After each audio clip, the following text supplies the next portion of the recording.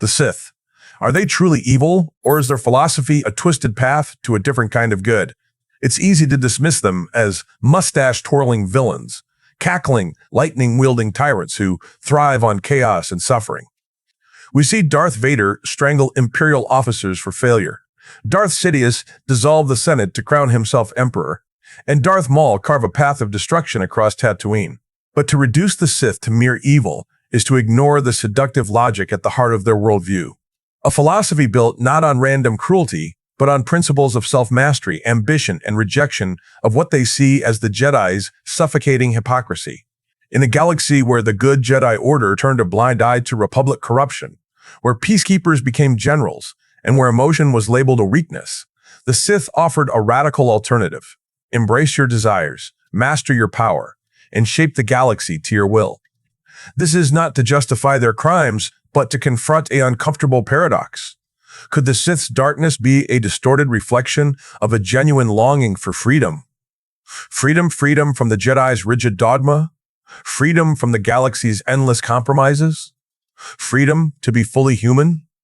To answer that, we must look beyond the lightning and the red lightsabers and into the ideas that have lured so many promising beings, Jedi, senators, even heroes, into the dark side.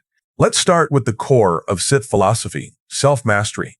The Jedi teach that the Force is a binding, unifying energy to be served, not controlled.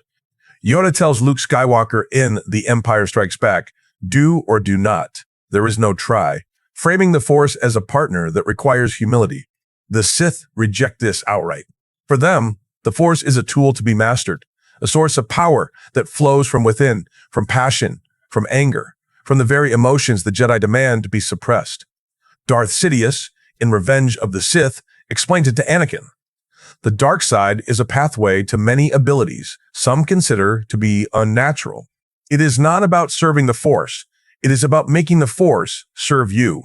This idea is not inherently evil. It's a rejection of passivity. Think of Anakin Skywalker, a slave boy from Tatooine who learned early that humility and patience get you nothing.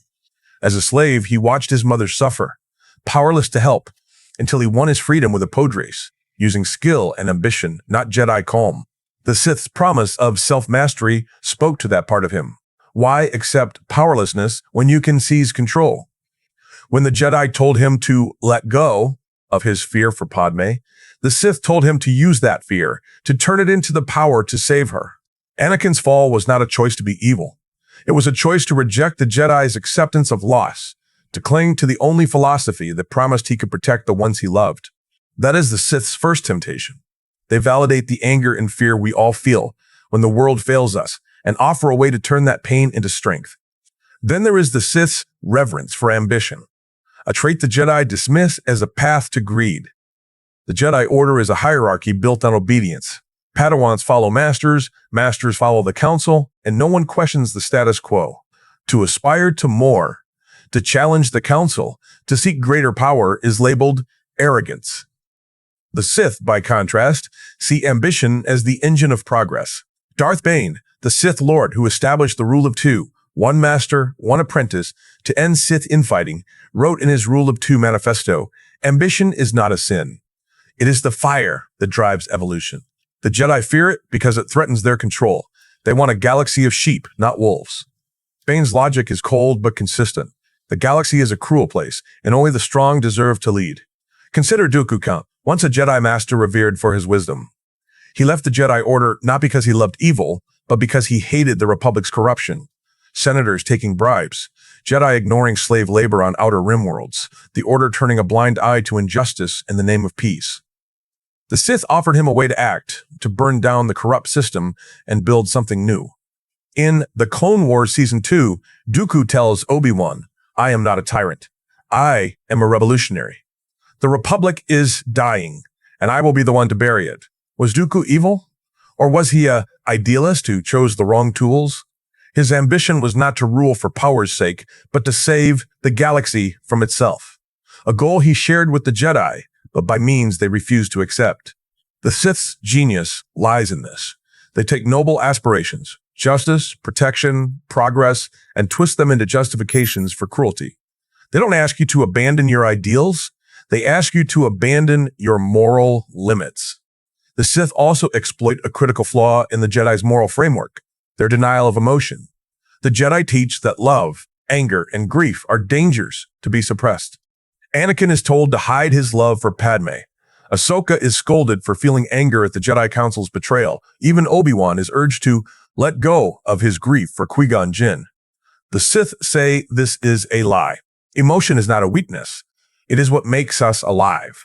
Darth Vader, in Return of the Jedi, is not redeemed by rejecting his emotions, but by embracing them. His love for Luke is the force that breaks the Emperor's hold on him.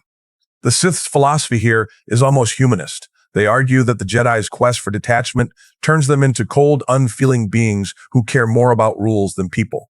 In the Clone Wars Season 6, when Fives begs the Jedi Council to investigate the inhibitor chips in clones, Master Yoda dismisses him with, "Fear is your ally, young clone. Let it not cloud your judgment." But Fives is not motivated by fear. He's motivated by love for his brothers, by a desire to protect them from a trap.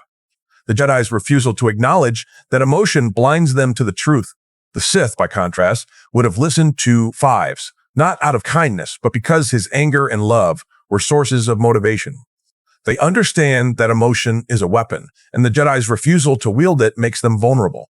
This is the Sith's most seductive lie, that morality is a cage and freedom lies in breaking it. But here's the paradox. The Sith's philosophy, for all its surface appeal, contains a fatal flaw. Power corrupts, and the very traits they celebrate, self-mastery, ambition, emotion, eventually consume them. Anakin Skywalker starts by wanting to save Padme, but ends up choking her in a fit of rage. Dooku starts by wanting to end Republic corruption, but ends up leading a droid army that slaughters innocent civilians.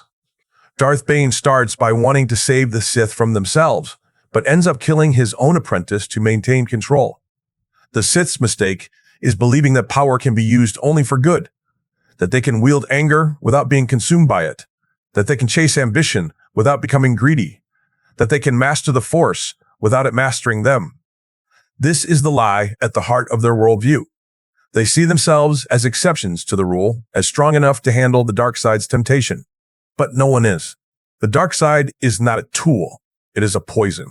It starts with small compromises, lying to protect a secret, killing one evil person to save many, bending the rules just once. But each compromise makes the next easier, until the line between good and evil disappears. Anakin doesn't wake up one day deciding to be Darth Vader. He slides into it, one small choice at a time, each choice justified by the Sith's philosophy that the end justifies the means. To understand the Sith, we must also confront the galaxy that created them. The Republic is not a utopia. It is a corrupt, bloated bureaucracy, where senators line their pockets while Outer Rim worlds starve. The Jedi Order, for all its good intentions, is a rigid, arrogant institution that values tradition over justice. The Sith are not just villains. They are a reaction to that failure. They thrive in the gaps between the Jedi's hypocrisy and the Republic's cruelty. When the Jedi tell a slave boy from Tatooine to be patient, the Sith tell him to fight. When the Republic ignores a senator's pleas for help, the Sith offer her power to take what she needs. The Sith's philosophy is seductive because it answers a real question. What do you do when the good guys fail you?